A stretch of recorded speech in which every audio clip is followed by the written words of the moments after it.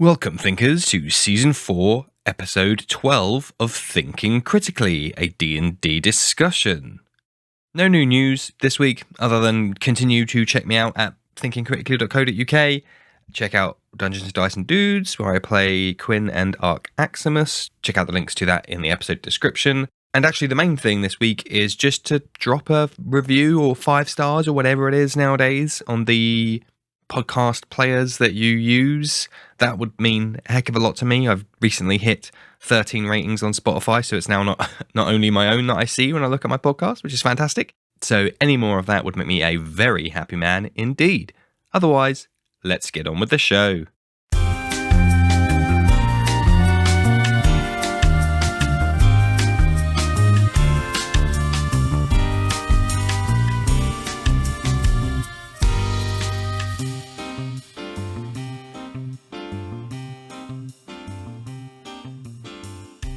And today I'm joined by Sam. Thank you ever so much for joining us today, Sam. Can you tell us a little bit about yourself? Hello, Danlo. Thank you for having me on. So yeah, I'm Sam Henry. I'm from and live in the south of England. I work in sort of manufacturing in F1.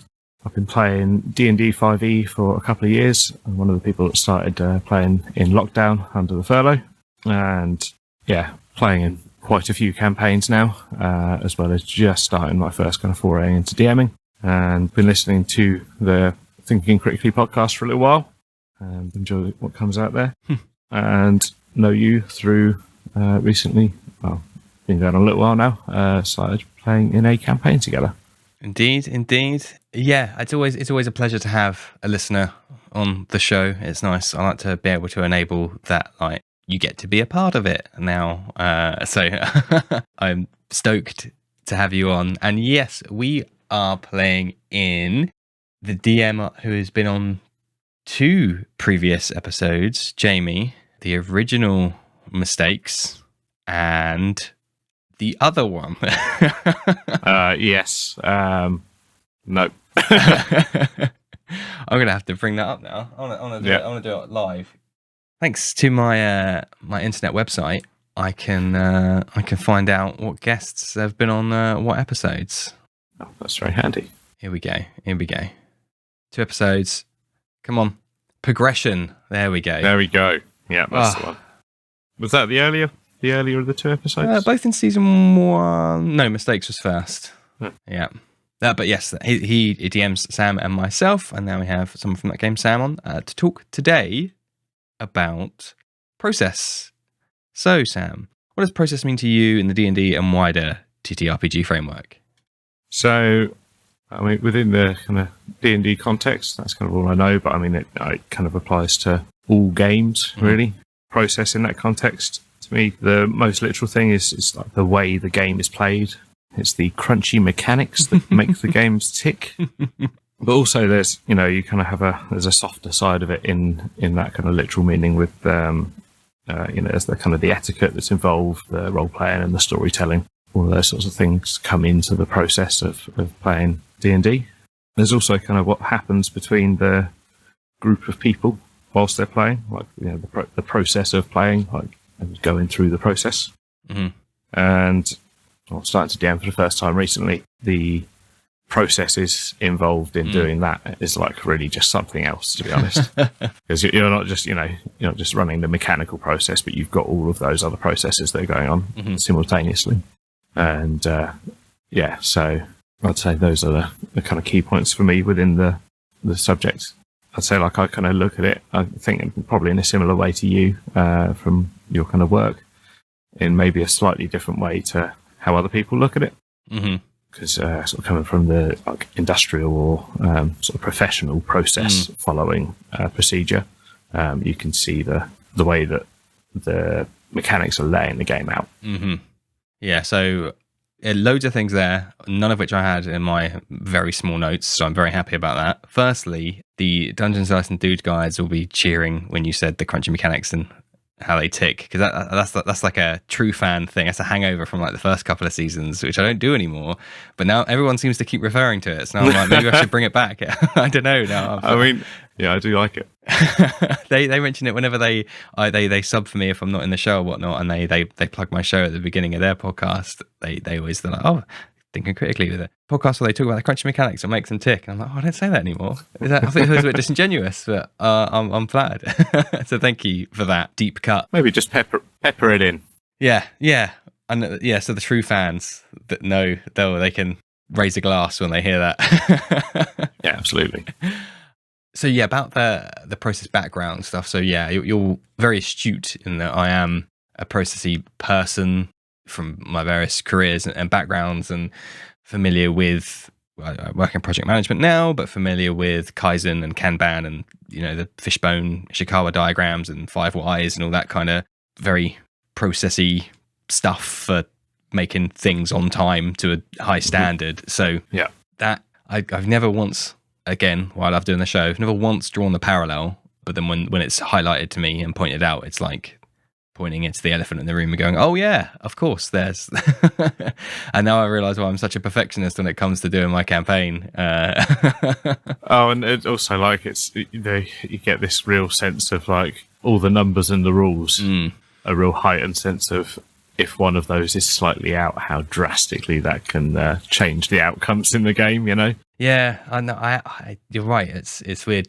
I am so super sensitive to that kind of stuff. I recently ran a Twitter poll to get a gauge to see, basically like a tuning fork for myself, to see if I've swung too much the other way. And clearly the answer was yes, because most people disagreed with my gut instinct take of my player wanting to bring in. He's a monk way of the Ascendant Dragon. So right, a bucket load of flavor in there to begin with, but he wants to be very much into like herbal teas and meditation and yoga and that kind of stuff. And he was like, oh, I want to buy a tea set and make teas for the guys, and maybe they can have some beneficial elements to it. Yes. And immediately I was like, oh, can I buy a herbalism kit? Yeah, you can buy one, and yeah, you can use it, no problem. You just won't be able to add your proficiency bonus. And I guess that comment is telling in of itself as the kind of DM that I am. And then I had a quick look at the rules and said, yeah, according to Xanathar's guide, it's going to be 8 weeks, man weeks of work to be able to get proficiency in that. Or you could take a feat, but then sacrificing an ASI, because I'm so wary of how one little, well, now he can just do cure wounds for free 4 times a day is going to just completely change the dynamic of the party, potentially. Yeah. I mean, there's a sensitivity to it there, but also I think kind of understanding the importance of of those kinds of things. And say your party member wants to be able to do that, and your party's not really fully stacked on healing characters, then as a DM, understanding a way that you could maybe work a mechanic into it that would allow that to happen. Yeah. And you can, because processes can be changed and updated, and you can make exceptions to things. But yeah, it's just having a real eye on making sure that someone doesn't, just by doing something nice narratively, like completely overwhelm someone else's feat that they've taken, for example. Yeah, precisely.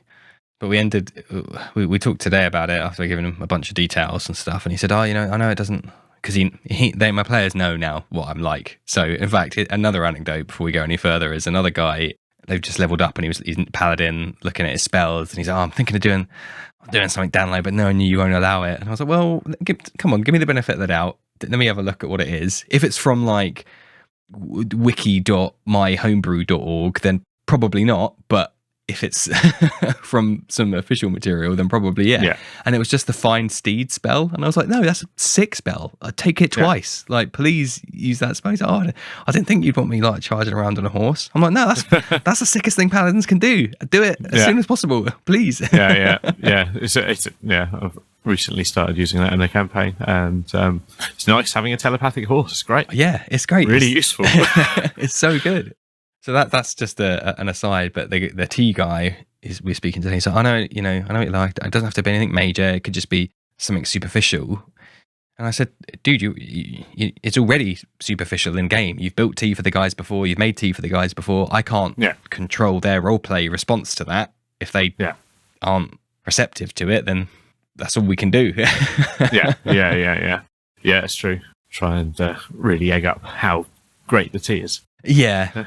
Yeah, running the risk of then the players being like, "Wait, this is poisoned? No, it's just." Yeah, distrusting players.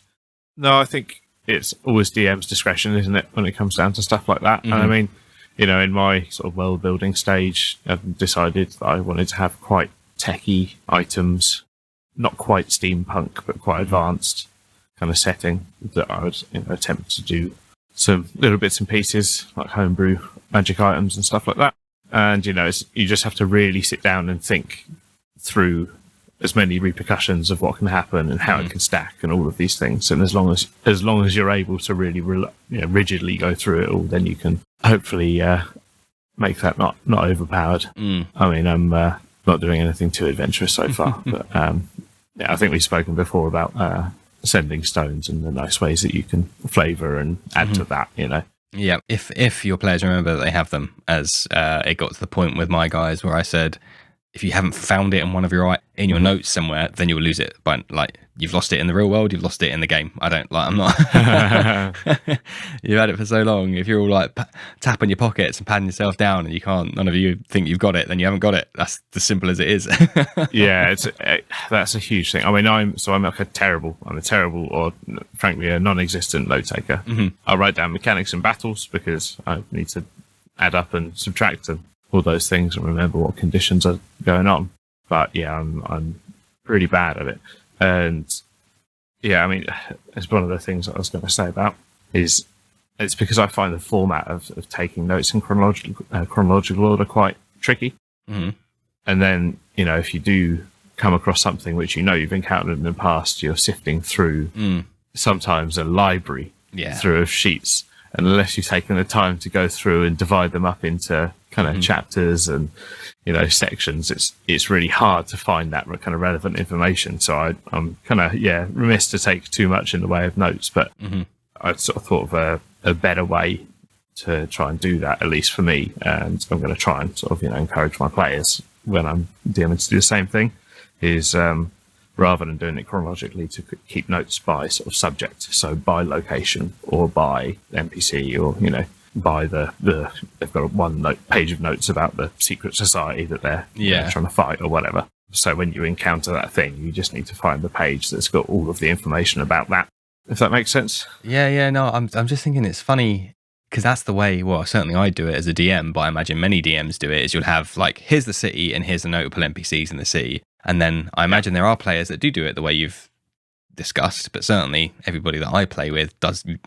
You just write notes in the order that they appear to your brain. And the guy I sit next to in the Dungeons, Dice and Dudes campaign, he's literally, it's like we're back at secondary school because he puts the date in the top right hand corner, and which is handy for trying to find out how many sessions ago did we meet that guy. At least you could you could filter through that way. But it is funny, isn't it, that the way that most, as far as I understand, DMs will organise their notes, certainly for homebrew worlds, it just completely is the opposite to the way that most players do. Yeah, because where you're constructing the world, you do it by the things that you're like, oh, they're probably going to encounter this, or I want them to go to this city, so I need the information about this city, and it's just going to be on that page. Yes, like that. I mean, actually, I've found Incarnate. It's just such a helpful tool. Just using it as also like a library, because you can have the notes on the pubs, and you know what I mean. Oh yes, yeah. You can just stick all in there, and so whenever they go back to the place, I've got the accent written down of the character in the pub in there. Yeah.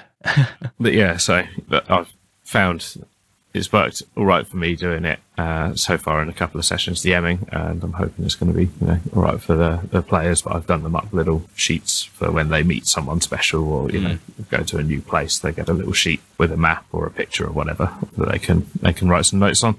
And I'm hoping that I can just make it easier, because that's the whole thing, going back to the kind of process aspect, is just making it as simple and foolproof as possible.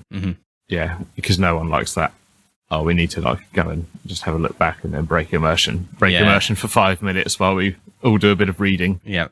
Keep the things you need close at hand. That's one of the. Yeah. I see the other problem with sequential notes, and I have the worst of both worlds with my note taking, is I do some, and it is sequential, and it ends up being the inconsequential stuff. So they'll just be like, oh, I'm crap at note taking as well. So they'll just be like a name with no context. And I'm like, okay, that's worth nothing to download 2 weeks later because it's just a random string of characters at that point. So I'm like, I've got a random name here. Is that? Oh no, that was the fishmonger. Okay, well, okay, fine. Yeah, you do have to. I mean, there's always going to be things that slip by the way, and that's just kind of the nature of the beast. And that, I think we can all have a little bit of creative license when it comes to someone not sounding the same twice, or forgetting that a person existed entirely. So when you get some sort of little NPC tag along, like a pet or a small child that you're looking after, and then you realise that actually, we haven't fed them for 4 days. But not even the DMs remembered. So then it's fine. It's all good. You just do the movie of like, no one wants to see the boring stuff, so you just assume that it's happened in the background. Yeah. Who's role playing going to the toilet? Yeah, exactly. Yeah. Okay, so one thing you mentioned at the start was your kind of transition from a player to DMing and how radically different that process was. Can you elaborate a little bit more on that? Yeah, I mean, it's similar to kind of things that have been talked about on kind of previous episodes. Like when you're a player, you're worrying about your one thing, right? Your one character, and maybe giving a certain amount of attention to the rest of the party, depending on how conscientious a player you are. And you've got your set of mechanics and things you can do. And unless you're a pretty low level, when you get into anything kind of double digits, that becomes incredibly complex. And the amount of sort of different like parameters and variables and conditionalities there are of if a certain thing happens, then in this case, it gets really quite nitty gritty. And there's a lot to think about there. So especially in combats, we play a pretty high level characters in our campaign. And, if something happens in combat that changes the thing that you were planning to do, then you're there stuck thinking, well, I could drastically change the world, or I could completely fluff this, Yeah. So it's tricky. But when you then go into DMing and, I like the world building aspect. I think, it's much like the writing out a character sheet and coming up with a character. That's great. Everyone loves doing that. And it's the same with the world building. Like, you just write this kind of rich kind of lore in your head, or you might even write it all down and fill this world with your kind of ideas and your people and your stories. And then you've also got this just absolute behemoth of you've got to run physics at the same time, essentially, right? And it's not like a small feat to just kind of keep that going. So, dealing with the mechanics, making sure as well, just that you're doing an effective job of describing everything that the players need to see, that they want to see, that you're understanding everything the players are asking of you. The list really just stacks up, and you're spinning all these plates. Then you're not just filling out one character sheet for your character, you're filling out multiple NPC character sheets, and you're looking at monsters, and like there's just all of these things. And then, when you're running especially a combat encounter, you're dealing with multiple subjects. So yeah, it's just, multiplied by infinity, basically, the number of things you have to do at the same time. I take solace in the fact that at any given moment there'll be somewhere in the world a DM experiencing a problem that I've had in the past. So you mentioned physics, and my mind immediately jumped to the first time I had a player, the first time any DM has a player flying, and then suddenly you're back to, secondary school Pythagoras and trying to work out that diagonal distance when you've only got across the ground and how high they are.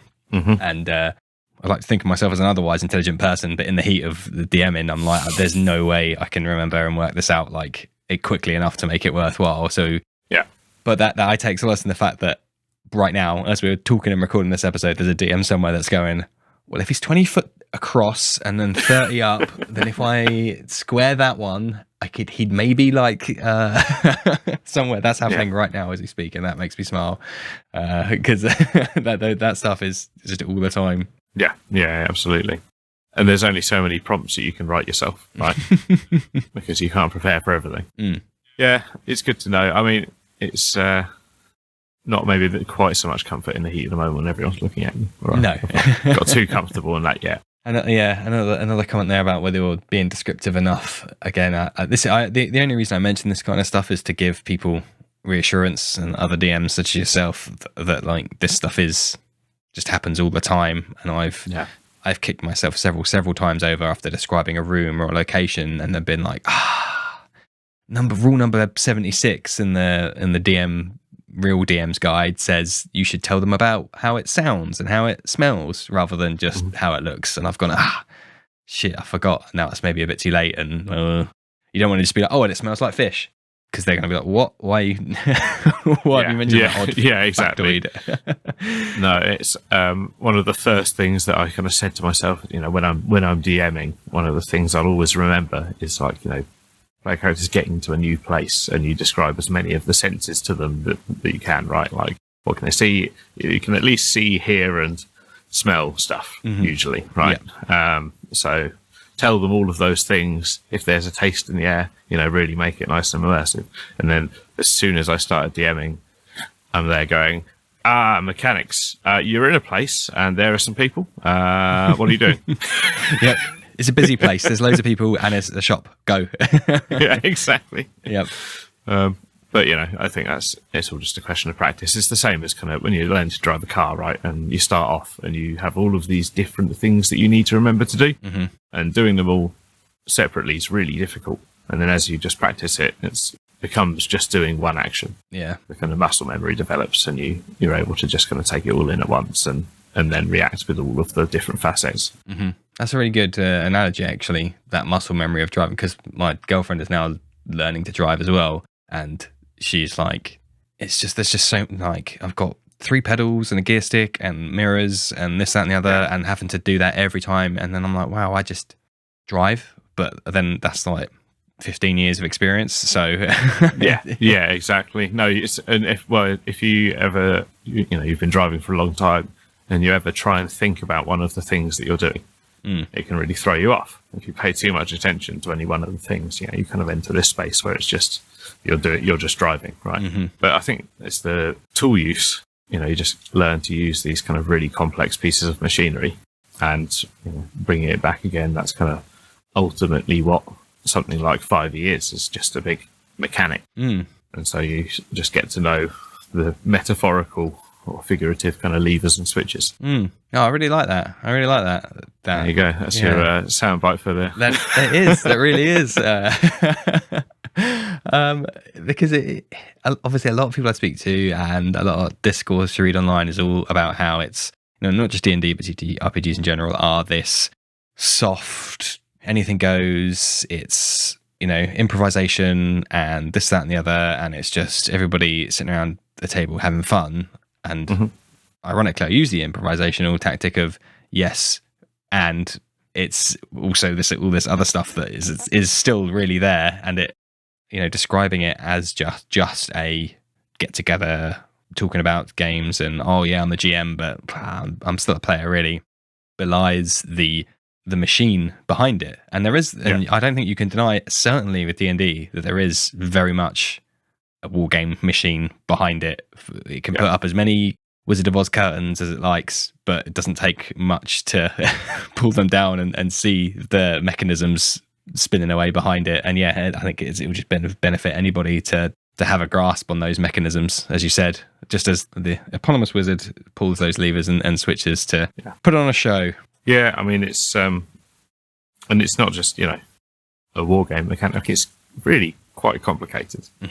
The fact that people come together and operate this machine, right, and use it as a tool to make really kind of quite often really nice, deep role playing, like, intense storylines, and like they kind of it's this kind of really communal thing, and like a really nice creative. It's almost kind of an art, right?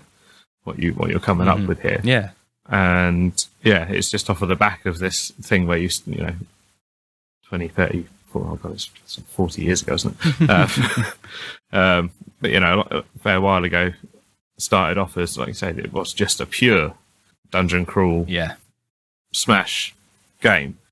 It does a really good job, I can't compare it to anything else, but much the same as I think when yourself and Jamie first played it. Like, you get into it and you realise the kind of scope of what you can do in here, and especially having played some video games, you see a sandbox that's actually not got any walls, and someone's made a mechanic that you can approximate that kind of pure limitless sandbox. It's just brilliant. Yeah. My favorite part of being a player certainly is finding those cracks and those edge cases and those unique kind of ways to leverage a situation to your benefit within the realm of the mechanics. So rather than trying something weirdly homebrew or trying something OP or out of the realm of verisimilitude, I prefer using stuff in weird ways, but still, mechanically sound to get to where we're going. So I used, I've mentioned it on Twitter recently, Zone of Truth with my paladin, but I use it on us and the party. Right, it's not infallible. There is still a degree of trust with the NPC, but what I do is, the first example was we were approaching a guarded city. There's like a bunch of people queuing to get in, and we're essentially trying to get through queue jump because we're, well, the main characters, but but we did have a genuine reason to do so as well. So the guards were being a bit funny about it, as you would do, and I was like, okay, guards, I'm gonna cast a spell. Is that okay? They're like, yeah, right. I'm like, it's just on us. It's not gonna hurt you. Okay, fine. I cast Zone of Truth on us, and then I choose to fail it. I give the option to my party members. They go, yeah, fine, we'll fail it. So then I say to the guards, okay, we now are all compelled to tell the truth, and that's it. And there's an element of trust there because I could still be lying about the whole thing. But why would you do such a song and dance when you could just lie to start with? So then, I've used that in a couple of instances to just corroborate our story and just add a little bit more, some weight to it. Yeah. I mean, it's the way that you can progress through the game. Obviously, the way it's played a lot of the time is you can't just smash your way through the game. And so for me, whenever I'm making a character, I am incredibly begrudged to not have proficiency in perception and persuasion because being able to see what's going on in the world and being able to, just roll the dice and usually get an NPC to do what you're asking them to do is like the main way that you can, for me, I've seen you just progress through the story. And I mean, in the campaign that we play, and like my character is as persuasive and insightful as can be, because that's really for me the kind of operative mechanic. The combat's kind of secondary, but to get through this story that's been laid out for us. Yes, it has been very useful.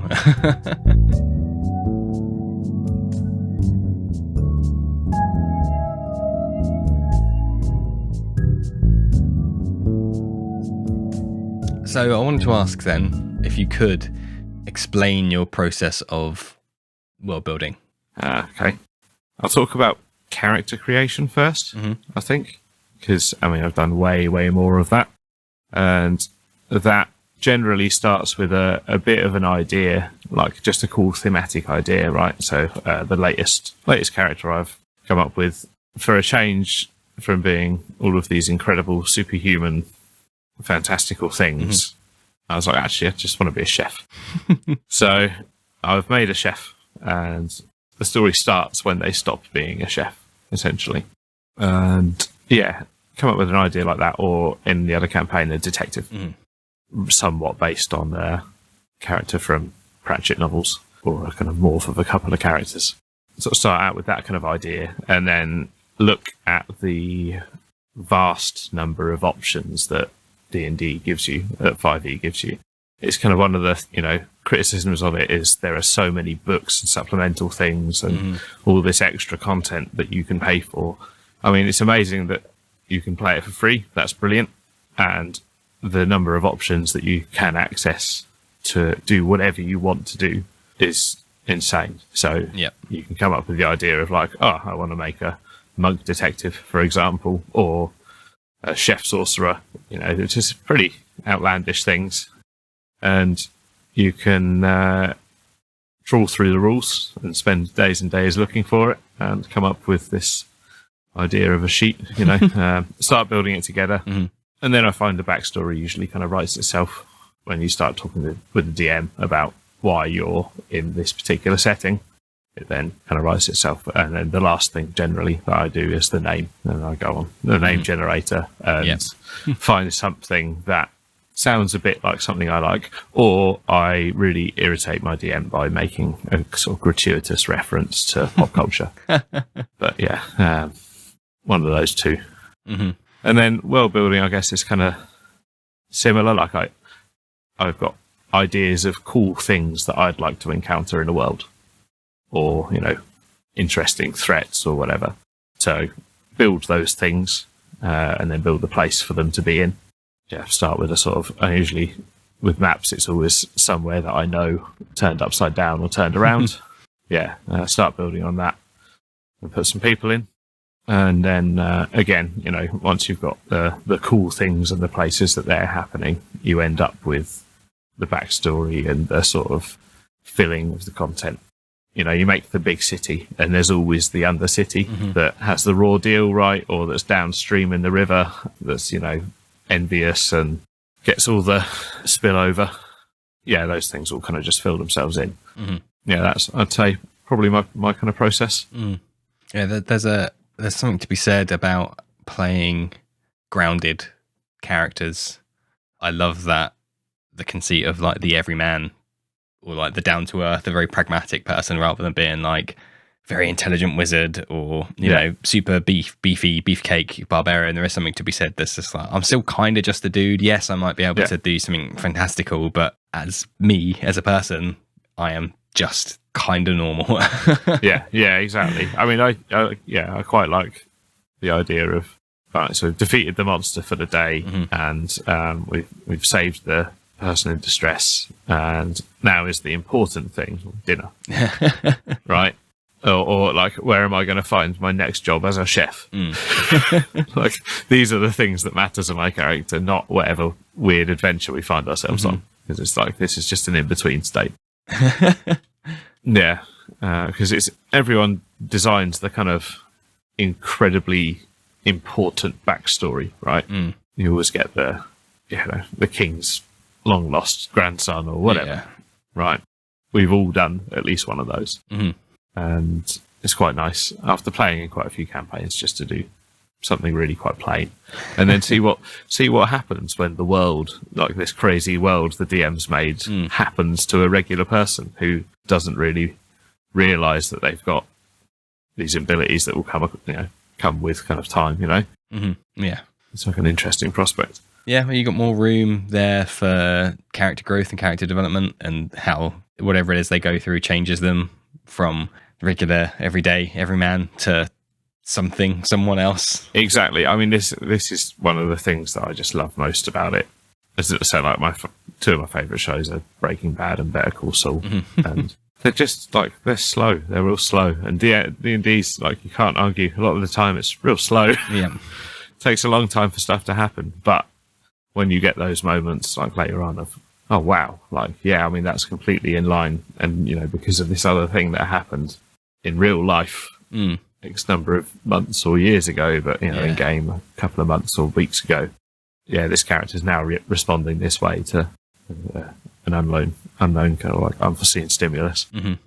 That's gold when that happens. Yeah, I'm still, so for the listeners' benefit, the character I play in the campaign I play with Sam is a young Boy Scout, broadly inspired from the season one of Not Another D&D podcast. So yeah, I'm still thinking about, because obviously he's been through now an awful lot, and probably will be through an awful lot more by the time the campaign's over. And I'm not sure which direction I want to take him in. Do I want to take him in like a classic coming of age, and then he comes out the other side like, I'm now like competent and a leader, and I can do, I know what to do, and I'm better for it? Or does he come out the other side like, man, a kid shouldn't have gone through that. That's fucking mental. Like, yeah. So I mean, again, it's kind of the fun thing that happens from that really out of context, out of place character, right? I mean, the way that you kind of came into the campaign, and I mean, I believe it was just to sort of try it out and check it out to start with.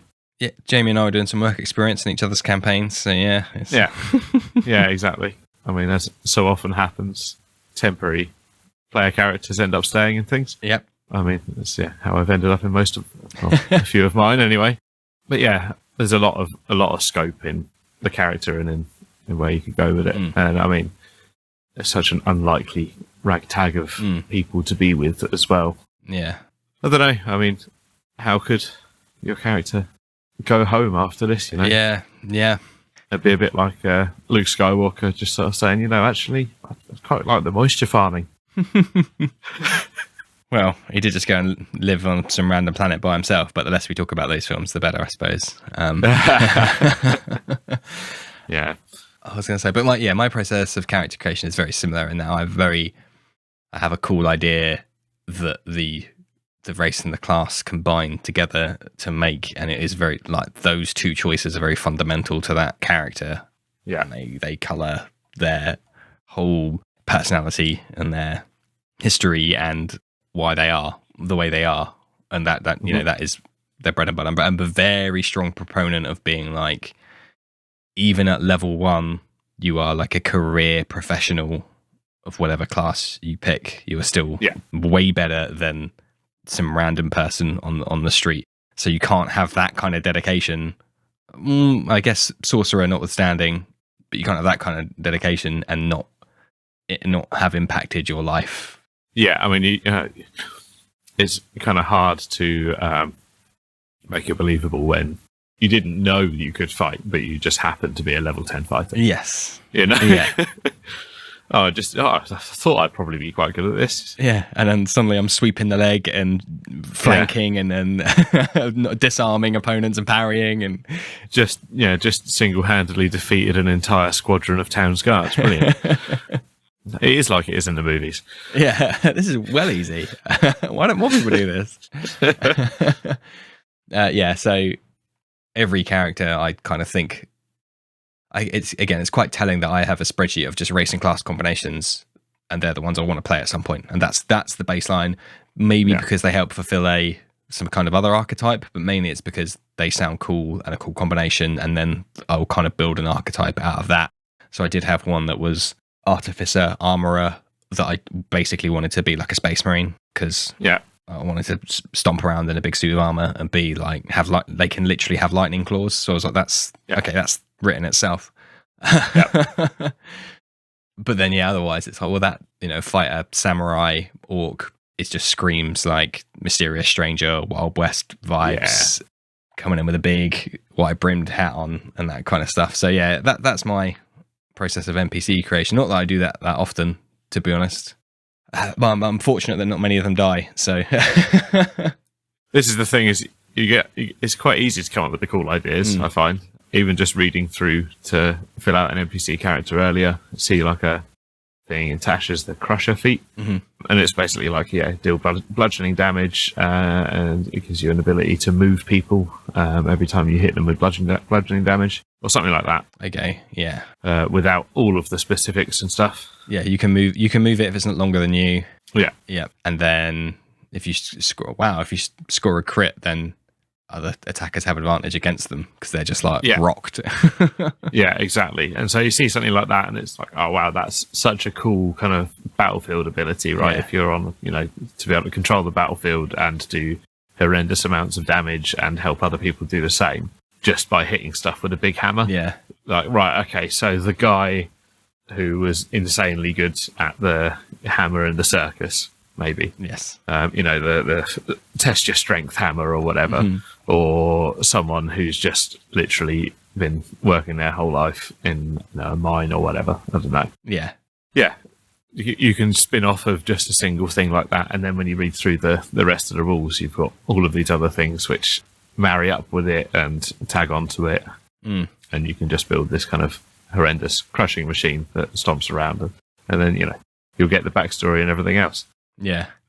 But yeah, you can come up with these ideas really quickly and easily, and then haven't got a campaign to play them all in. Which is ultimately when you start going, I probably better make my own universe then. Yep. And come and have people visit it, and then you don't want to have all of your sort of fantasy NPCs in there, but at least it gives you a place to introduce them, a couple of them. Yep. Yeah, I never set myself up for failure by making NPC characters that I'm never going to play. No, only if they're actually going to be interactive and use. Yeah, yeah. I've always been. I'm just looking at the feats now to look up that one, and I've always been torn about feats. We're going to digress a little bit here because apart from variant human, you'd always have to sacrifice an ASI, or you take. Yeah. You kind of get half your ASI back because you get a +1 to something. On a lot of them, yeah. Yeah, which typically isn't enough to push you over, at least on the first loop, to another modifier bracket. And so ASIs are always mathematically better. So I've always been like, why would you bother? And then if as soon as you open the door to feats, then most people just are going to take lucky and then like crossbow expert and then maybe like 2 others, which are just the ones that everybody takes. But then looking at Crusher, and I think maybe they've done a good job with Tashes and Xanathars of trying to make feats a bit more of an archetype. Like Crusher's a great example of like, I could build a character around that. Like I couldn't build a character around Lucky because that's just the most boring. Yeah. I mean, I've taken it one of my characters, so I can't complain. But like, it's just one of the It's Lucky is out of all of them like such a mechanical boon, right? But it doesn't give you much flavour with it. But no, I mean, I use them a lot as a player because quite often it's just being able to do cool stuff. Like I like to write a character that's got a lot of little flavourful things, even if they're not the most sort of mechanically sound. Yeah. Like we did, that dreaded, horrendous thing, level 20 Battle Royale. Oh, yes. A little while ago, which I think is probably never going to quite get concluded, but over the course of a few sessions, we got most of the way there. And I mean, we had 2 Moon Druids. I believe that's the big one, isn't it? It's if you're going to do a level 20 character, that's pretty much what you make, or it's the barbarian that never dies. Yes, yeah. We had one of those too, and I made a 3-classed, multi-class concoction, Warforged Artificer Fighter. Oh, wow! Basically, like full-on Iron Man. Yep. Can fly, jump really far, turn invisible. And fire things out of his hands, just pinching completely from that, because if we're doing a level 20 battle royale, why the hell not? Yeah, absolutely. And I mean, mechanically, I'm never going to damage any of these things enough to actually kill them. However, I can fly around and have a really fun time, and manage not to get killed thus far, anyway. So yeah, I mean, as a feat in more sort of narrative situations as well, they can give you like a really funky little ability that will occasionally come out. Yeah, so I'm quite a fan and would never be able to begrudge my players for choosing them. But at the same time, I've definitely, so on my first character that I made, I liked the look of Great Weapon Master a lot and took it instead of my first ASI. And I'm now like, I really wish I had that extra, either +1 on my AC or con or strength, it would be really handy. But yeah, now going to live and learn. If it's a low level character, I'll definitely max those ASIs out. Whereas if I'm doing something fun and high level, then I'll stick a couple of feats in maybe. Yeah. So as a player, then we talked about character creation. But then as a player, apart from note taking, which we discussed earlier on, do you have any set approach to sitting down and starting to play a game, any kind of traditions or anything when it comes to, okay, now I need to kind of think about this game and think about my character and get into it? So big thing for me personally to get into characters tends to be like the accent or the voice, because that's like I find it really helpful, because then if you start to try and, that's going to sound maybe a bit pretentious, try and think in the voice, right? Yep. And really just try and just be that character for a couple of hours or whatever. It really helps to try and zone me out of Sam and what's going on. And I mean, I think that's not always easy for sure. Like I certainly have evenings where I struggle to, if it's an evening where I'm not feeling, as immersed. Yeah. Because there's something outside, generally I'll struggle to find the voice more as well. But yeah, to try and sort of really get into playing mode, that's what I'll do. And I mean, generally sit down with drink and snacks, and that's pretty much me. Yeah. In terms of like playing the game, coming back towards the sort of mechanical stuff again, I've just constantly tried to refine the way that I fill out a character sheet to be able to lay out the things easiest, because it's just so frustrating when you you have an interaction, and then you come away afterwards and think, that thing that I've got purposely for exactly this reason that I missed because it was, written a bit smaller than something else on page 3. Mm-hmm. It's really, really frustrating sometimes. So trying to be able to present all of that information just to make the glancing down at the sheet to be able to play the game as easy as possible. Mm-hmm. And I mean, I think that's, the biggest thing for me. Like when biggest break in immersion is when you're pausing to try and do the mechanics, right? Yeah. And figure out how you're going to do something or how to work something out. The game we both play in, we've got the DM's parents. Mm-hmm. They're in with us, which is great. I mean, obviously adds like such a unique kind of flavour. Oh, yeah. And perspective onto the game. But it has to be said, obviously, the mechanics sometimes are kind of struggled with, which is understandable. Like I said earlier, like it's hella complex. Yes. Yeah. So, we've got some kind of frame of reference coming from other board games, or like, I at least played Warhammer as a kid badly, but, can understand the way these kind of mechanics are set up. And so, trying to expect someone with not quite so much frame of reference to be able to pick this up and roll with it's really tricky. It's a big ask, yeah. Yeah. And so, and that's not just them, like we both have it, and, everyone has it even as a player. When you're like, okay, just wait a second. Mm-hmm. Yeah. So, yeah, trying to really streamline that, the way that the mechanics kind of translates. And I mean, that's what I'll try and do as a DM as well, I think, is just try and make cribs and prompts to really make it easy. Yeah, that reminded me of, I made a mistake recently in Dungeons and Dice and Dudes with my pally, who's super straight edge. So he doesn't drink or do anything. He's not because of he's like holy and stuff. It's because he's like Oath of the Watchers. So he's just like I have to be super aware of my surroundings at any time, and anything that inhibits that is a big no in my book, because I need to be like, danger could strike at any moment. Yeah. Nice. So the other guys indulged in a drinking competition, and I'm like, cool, let them. This is a perfect time for me to be like, no, I don't want to join in because of how I live my life. And then one of them, he drank himself out of the competition, and that was when I realised, I've got Bless, and Bless really would have helped with all of those checks you were just making for the last half an hour. But I remembered while the other guy was still in, so I thought, sorry, dude, I forgot about this and really should have cast it about half an hour ago, but I'm just going to do it on this other guy.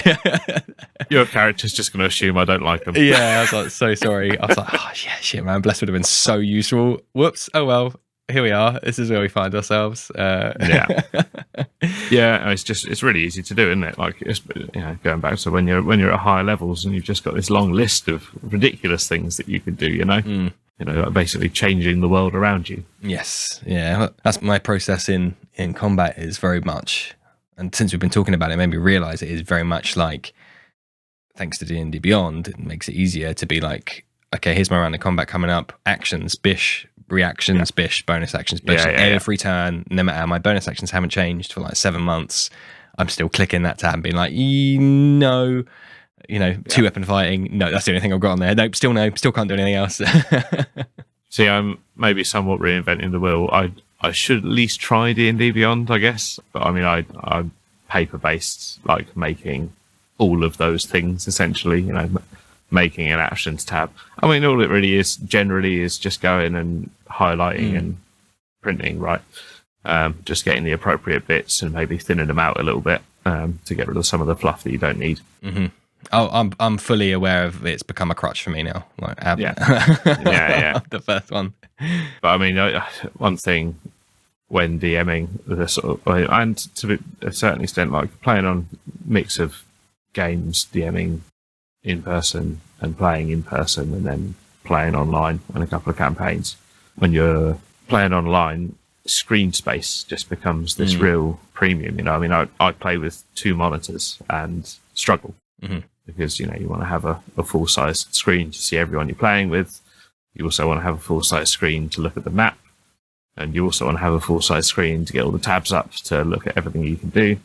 And so kind of so much as possible, I try and get everything like paper-based so that I can at least just pop it out and put it back in. I don't know. It's something feels easier than doing it online, if that makes sense. Yeah. You know what I mean? Yeah, no, absolutely. And I've started streaming our campaign, the one I play DM as well, and obviously that and that's like a whole monitor taken just for that kind of Yeah. stuff. So suddenly I'm already right down, and so many times I'm like, I can't see the players, I can't see my notes, or maybe there's the chat in the stream that's something's happening there and I can't see. And it is, I mean, I'm not about to drop another couple of £100 on another monitor. So No, or like you start getting into the realms of running separate devices. It's just a bit ridiculous, isn't it? I mean, Yeah. you run into the same problem with table space when you're playing in person. Like, I think everyone wishes that they had sort of a large royal hall or maybe a church to play in, right? Where you could actually have, a map that's of an appropriate size for what you could wander around and do in a day. But you always kind of have these limitations. And again, it's trying to streamline it so that as little as possible time gets wasted and you're able to get the things that you really need at hand rather than having things that are kind of wasting space. But it's difficult because, in theory, you could all share a dice tray if you're playing in person. But Indeed. I really like my dice tray, so... Okay, I'm gonna close out then with a question. I'm gonna put you on the spot then. With everything we've talked about in mind, what do you prefer more, playing or running the game? Oh, I mean, so far, I've not been able to DM enough to really get the full enjoyment of it yet. I've only run a few sessions, and very much still finding my feet. Whereas, playing is kind of much easier and kind of more. I've got more agency in some ways doing that at the moment because I can really, run a character a lot easier than I can run a world. Okay. So I think that will likely change because a slight god complex maybe. No, it's just the when you get into DMing and you can share this kind of vision with other people, that's a really nice thing. So looking forward to that, but not quite there yet, I don't think. Awesome. Is there anything you wanted to talk about that we might have missed? Yeah, I mean, that's one sort of thing which we kind of we touched on pretty much all of it. The only thing is, if my one criticism of Wizards, which I've sung their praises enough, I think, this evening to convince people I've not got anything really against them at all. But if I had one criticism, it would be the way that they lay the processes out in the books is not that clear. If you get a rule book, the information is all there. It's definitely all there. Yeah. But when you or I are looking at stuff in a kind of professional context, you've got real clear flowcharts with big block colours, with not too many words, and being able to just follow those through. Like, for instance, if you're someone who's never played before and you're filling out a character sheet, then going through that and trying to follow that process is really difficult. Whereas something to lay the formula out a bit easier and step by step could be good. But that was pretty much it. So somebody, if they haven't done it already, there must be a flowchart out there for like the flow of combat. So like your all initiative. Initiative means this. Yeah. You get to your turn, you do your action, you do your bonus action, you do your movement in any order. Like it splits into 3. Yeah. It joins back up. Roll any conditions you need to roll to break out of them. Because I don't recall seeing that in any of the books, but that feels like that would do a long way of resolving that. Like, oh, can I like dash as well as hide? Well, it just resolves all that kind of stuff. Yeah, exactly. Well, for sort of our elder players that we play with, having something for when you're attacking, what is it that needs to be? I mean, I know it's kind of got the formula thing set out on the character sheet, but it's not great. No. And once you get everything you need on there, it's really cramped, so it's not easy to see. Just having like something next to it that's like, when you attack, you do this plus this, and do these things, and then you can tag on X, Y, and Z, which is usually the case, right? Yeah. Those sorts of things would be great. Yeah, one thing from a DM's point of view I struggled with recently was one of my players wanted to sell a bunch of his mundane darting equipment. He's replaced it now with magical items and artifacts and stuff they've got over the journey. And I was suddenly like, hang on, what are the rules for selling stuff? And somewhere my instinct was telling me it was half the value, which plot twist ended up being correct. But I think I was actually cribbing that from my board game that I play, where it's your sell price is half the buy price. Yeah. So I was second guessing myself and thinking like, no, I think I'm remembering that from Gloomhaven. Let me try and find the rules. Search Dungeon Master's Guide, not in there. Search Xanathar's for like magical items and selling items and downtime activities and all this other stuff, not in there. Asked on Twitter before I checked the player's handbook, and it's in the player's handbook is the answer for how much equipment it sells for, mundane equipment sells for. And I was like, oh, it was there all along, and it was such a pain to find. Yeah, exactly. It's the findability of the information is really, really quite tricky a lot of the time. Mm-hmm. I mean, they do a great job of making it watertight. Like, there's very few times when you go, oh, I'm not sure on the ruling, and you have a good look, and you can't find a ruling on it, right? Like, it's ambiguity. Pretty damn tight.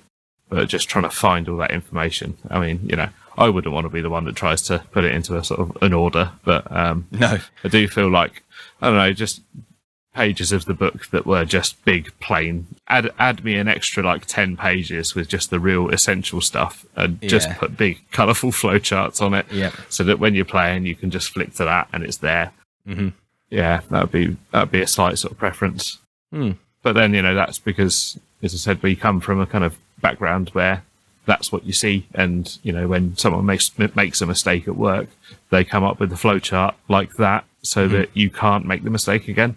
Indeed, yeah. I'm drawing more parallels now, because Gloomhaven, the board game I was just referring to, that also has pretty complicated monster AI rules, and by AI I mean the players have to work out what's happening here. You don't have a computer to do it for you because you're playing a board game. Yeah. So much so that there are like online quizzes you can take to be like, given this situation, where do you think the monster would move to? Here, or here? And that's the level of like, God, let me look at all these weird interlocking and interconnecting rules. Main rulebook doesn't have a flowchart to help you go through that process. It's all just blocks of text, and I downloaded one from Board Game Geek that was like, I made you one because this is going to help you, and we refer to it time and time again. So I'm not sure why there's this aversion to flowcharts, at least these two main big products. Yeah, I mean, maybe they think that it's sort of, because the aesthetic of the books is very, very good, right? Everything's very themed and it looks wonderful, but sometimes you just got to be willing to kind of sacrifice that for functionality, I think. And flowcharts might be boring, and they might make it seem a little bit office-like, but it can't say all the tables in these books. I'm not having that. Yeah, true. Yeah, plenty of spreadsheets. Yeah, exactly. I think flowcharts are the Excel equivalent to people like us. So the same way that like accountancy and finance people love spreadsheets, we love flowcharts. yeah, exactly. Tell me what I need to do, and then tell me the next thing that needs to happen after that, and keep going. Explicit, like there's no two ways about it, please. Thank you. Yeah, lovely. Exactly. Nice one. Yeah. Get really upset if there's a word that appears in real life that doesn't appear on this flowchart. Yeah, that's in the bin. Flowchart's in the bin. It's worthless. Non-conformity. Yeah. Awesome. Well, all that's left to say is thank you very much for joining us today, Sam. Oh no, thank you. It's been a pleasure. I'm slightly honoured to be invited. I mean, as I said, kind of feel like I've not been playing it for that long, and I've not got any kind of sort of relative like expertise, but a fair amount of experience in a short time, and hopefully a somewhat interesting perspective. Oh no, absolutely. The premise of the show is to welcome everybody from every level of experience for that precise reason of having that unique perspective. So no, I'm very happy. Thank you very much for jumping on. Everybody at home, please check out all my links in the episode description. As usual, you can find me at thinkingcritically.co.uk or on my Patreon or Ko-fi or on twitch.tv/thinkingcritically if you want to see me run this campaign with the tea brewing monk and other such characters. Otherwise, thank you all for listening, and good night. And now it's time for the Patreon shout-outs. Thank you to Joe from the Fourth Leg podcast. Again, 2-time guests of the show. And the Fourth Leg is a ttrpg podcast all about giving new GMs a leg to stand on. Please go and check them out at the Fourth Leg on Twitter. Thank you to Optional Rule, a 2-time guest of the show and a very insightful and knowledgeable source of information. Please check them out at www.optionalrule.com. Huge thank you to a great friend of the show, Matthew Perkins, who's out there making hilarious and educational Dungeons & Dragons content. Please go and check out his stuff at matthewperkins.net, where you can find links to all of his socials and all of his content, including his own Patreon, which I would very much encourage you to check out. Thank you to Matt Street at mpstreet88 on Twitter for supporting the show. If you need support running your personal or business schedule, head to virtualtimehustle.com or on Instagram to make that difference between should do and done. Boss it better with support that essential time you've been searching for. If you would like to support what we do and get 4 shout-outs a month, head over to patreon.com/thinkingcritically, or you can just buy me a coffee at ko-fi.com/thinkingcritically